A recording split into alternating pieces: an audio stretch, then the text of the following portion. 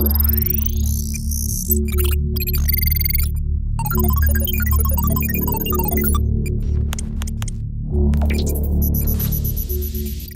datang di Data Academy Kanopy FEB UI. Kali ini saya Muhammad Asmi Asidki akan memandu kalian dalam training tentang GIS dan penggunaan salah satu software yang paling sering digunakan untuk menganalisis GIS atau Geographic Information System, yaitu ArcGIS. Tanpa menunggu waktu lebih lama lagi, langsung saja kita mulai training kali ini. Yang pertama, apa sih GIS itu? Nah, jadi ada banyak definisi tentang GIS. Di sini ada dua definisi dari Esri, salah satu yaitu pengembang software ArcGIS, dan ada lagi tentang dari National Geographic Society.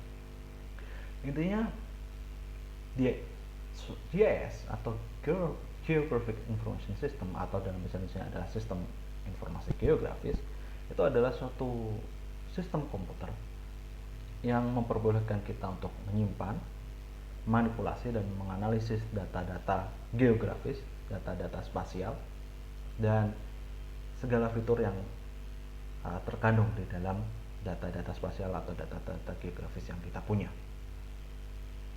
Nah, di analisis GIS sendiri itu dibagi ke dua kelompok besar, yaitu spatial analysis atau analisis spasial. Ini kita menganalisis data-data dan fitur-fitur yang terkait di yang data-data spasial yang kita punya, dan kelompok yang kedua adalah spatial data analysis, atau yang kita sering juga dengar atau yang sering kita juga sebut sebagai spatial statistics. Jadi intinya di sini adalah kita menganalisis data-data spasial kita atau data-data geografis dan fitur yang terkait dengan menggunakan metode statistik yang ada. Contohnya di sini ada point pattern analysis, ada spatial regression, dan interpolation. Kita nggak akan, karena di sini adalah video tentang perkenalan tentang GIS, kita nggak akan pelajari terlalu dalam seperti ini. Kita akan mempelajari sedikit tentang spatial analysis di sini, tapi basic-basicnya aja atau dasarnya aja kayak gitu. Nah, berbicara tentang GIS, kita pasti berbicara tentang spatial data atau data spasial. Nah, data spasial ini yang akan kita analisis dalam sistem informasi geografi SIG atau GIS atau Geographic Information System. Nah, data spasial ini adalah data yang memiliki orientasi geografi dan mempunyai koordinat tertentu. Nah, data spasial ini mempunyai dua features atau dua fitur penting, yaitu isinya tentang satu, locational information yang terdiri tentang koordinat, contohnya seperti longitude, latitude, atau kita sering bilang sebagai garis bujur, garis lintang dalam bahasa Indonesia. Yang kedua adalah descriptive atau attribute information, yaitu data-data yang terkandung di dalam data spasial kita, baik itu data kualitatif maupun kuantitatif. Contohnya adalah data-data sosioekonomi suatu wilayah. Misal kita punya data persebaran tingkat pengangguran di level provinsi di seluruh Indonesia. Nah, itu nanti kita bisa tampilkan petanya, dan itu adalah salah satu contoh tentang data spasial. Nah, data spasial tipe-tipenya yang ada beberapa tipe data spasial yang nanti kita bisa olah. Yang ada dua jenis data yang paling sering kita temui, yaitu vektor data dan raster data. Nah, vektor data ini formatnya SHP atau SHP, KML, dan GPKG. Yang paling sering nanti kita gunakan adalah format SHP. Ini formatnya format dasar dari Esri atau ArcGIS, tapi juga bisa dipakai di segala macam software lain GIS karena itu format basic. Contoh-contoh bentuk vektor data itu ada data batas wilayah, jadi contohnya adalah data provinsi, jadi data yang berisi tentang peta Indonesia, level provinsi jadi wilayah Indonesia dan batas-batas provinsi yang ada di Indonesia. Ada juga data jalan, data tentang danau, sungai, dan sebagainya. Kemudian yang data kedua yang juga sering kita jumpai yaitu data raster. Di sini formatnya ada TIFF, JPG, DEM. Nah, yang terbiasa dengan format data tahu bahwa JPG itu merupakan format gambar. Nah, ini lebih ke data-data peta yang udah jadi, contohnya data peta topografi, ada peta tematik, ada data digital elevation atau DEM. Jadi itu data dari satelit. Kemudian ada satellite image data atau data satelit. Nah, ini adalah contoh perbedaan vektor data dan raster data. Bisa kita lihat bahwa di vektor data ini datanya ya udah ini dalam bentuk yang lebih kasar atau belum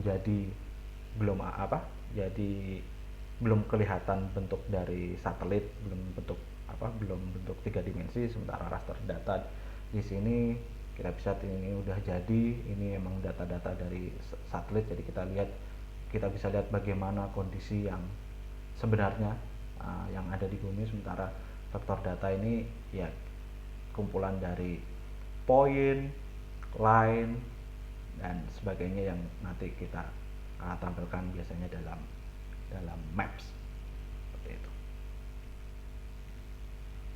Nah, ada banyak sumber data spasial di Indonesia, dan juga internasional. Cuma di sini untuk data Indonesia sendiri ini adalah contoh-contoh sumber datanya. Ada dari GADM, GeoBoundaries, Natural Earth Data, OpenStreetMap, dan sebagainya.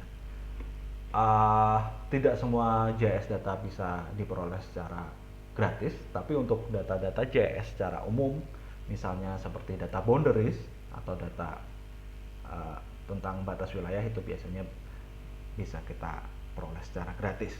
Sementara untuk data-data lain, kita harus lihat dulu apakah data itu mengandung informasi yang sensitif atau informasi rahasia apa tidak. Kalau tidak, biasanya itu juga akan disebarluaskan, seperti data-data tentang jalan atau data-data tentang gedung.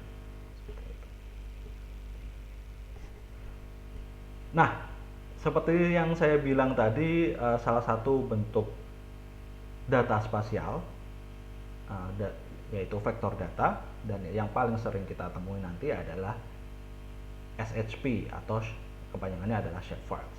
Shapefiles ini ya terdiri dari, kalau kalian ketemu shapefiles biasanya ada data lain dengan nama yang sama tapi formatnya berbeda. Jadi kalau misalkan kalian punya file namanya maps.shp, nanti akan muncul juga file-file lain dengan nama yang sama, maps, tapi formatnya berbeda-beda. Ada SBN, SBX, SHX, dan PRJ. Nah, intinya mereka ini membuat satu kesatuan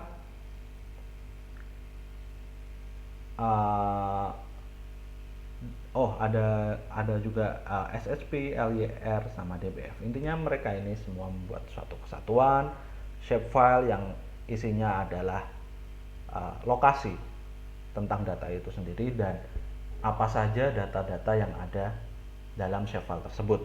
Untuk data lokasi akan dijelaskan oleh SHP atau LYR ini. Jadi kalau ada peta.shp, nah itu tentang lokasinya seperti itu, dan bentuknya apakah itu dalam bentuk titik, apa itu garis, apa itu poligon. Kalau dia data raster berarti bentuknya DEM, MRSID, dan sebagainya, atau image file dalam bentuk JPEG. Kemudian untuk data-data yang isinya kualitatif dan kuantitatif, misalkan seperti yang saya bilang tadi, data tentang distribusi kemiskinan, terus distribusi PDB level provinsi, level kabupaten dan sebagainya itu biasanya ada di dalam file dengan format DBF. Jadi biasanya kalau kalian punya satu peta yang berbentuk shapefiles, dia akan terdiri dari beberapa jenis data secara otomatis. Jadi kalau kalian hapus salah satu bagian, misalkan projectionnya atau PRJ-nya, itu nanti akan bermasalah, atau DBF-nya saja itu akan bermasalah. Jadi kalian harus punya semua bagiannya. Kalau nggak gitu akan ada masalah ketika kalian buka di ArcGIS atau software pengolahan GIS lainnya. Kemudian peta itu merupakan suatu gambaran bidang datar dari bumi kita. Kayak gitu. Jadi kita tahu bahwa bumi kita itu bukan bulat sempurna, tapi bulat pepat, atau bahasa Inggrisnya ellipsoid. Nah, sementara itu kalau kita menggambar petanya bentuknya flat atau datar. Jadi kita harus melakukan penyesuaian atau ya dalam bahasa GIS-nya namanya adalah projection. Jadi ada distorsi di projection itu. Jadi yang paling kita sering, kalau kalian lihat video-video di YouTube atau pembahasan online lainnya tentang bagaimana peta dunia sebenarnya, bahwa negara-negara yang berada di kutub utara, dekat kutub utara maupun selatan sebenarnya tidak sebesar itu. Kalau kita mau membandingkan negara di dekat ekuator sama kutub, kita nggak bisa pakai peta flat yang sebenarnya. Jadi biasanya kalau saya dulu buka website namanya truesize.com untuk membandingkan lebih besar mana ukuran suatu negara, misalkan Indonesia dan Amerika. Kalau di peta itu Amerika lebih besar, terlihat lebih besar, sementara kalau kita pakai map dari truesize.com sebenarnya nggak sebesar itu. Nah, jadi projection atau proyeksi ini kombinasi dari adjustment dari shape atau bentuk, ukuran, jarak, kayak gitu. Jadi biar awalnya bentuknya bulat papat, tapi kita bisa letakkan itu dalam suatu bidang datar, dan itu tetap kita gunakan sebagai acuan kayak gitu. Kalau nggak gitu ya pasti akan salah-salah. Nah, terus untuk memetakan sesuatu yang bentuknya tidak datar atau bulat pepat ke suatu bidang datar, itu ada 3 elemen penting, yaitu datum atau permukaan surface. Jadi kita bagaimana caranya untuk memetakan bola itu tadi, kita memodelkan Earth itu tadi ke suatu bidang datar seperti yang ada di dalam gambar ini, kayak gitu. Jadi based on a spheroid, jadi kita consider atau mempertimbangkan bentuk bumi yang sebenarnya, terus kita letakkan di peta kayak gitu. Terus ada metode proyeksinya, jadi tergantung metodenya mau 2 dimensi, 3 dimensi, dan ada macam-macam. Terus koordinat sistem atau location system yang kita pakai ini ada macam-macam, jenisnya. Jadi koordinat system atau location system itu menentukan titik pusatnya dan orientasi peta tersebut. Jadi kalau kalian tahu bahwa peta-peta yang tersebar di atlas-atlas menunjukkan yang bagian negara-negara dekat kutub itu besar banget. Nah, itu karena itu tergantung proyeksinya. Jadi kalau pusat proyeksinya beda akan menghasilkan peta yang beda.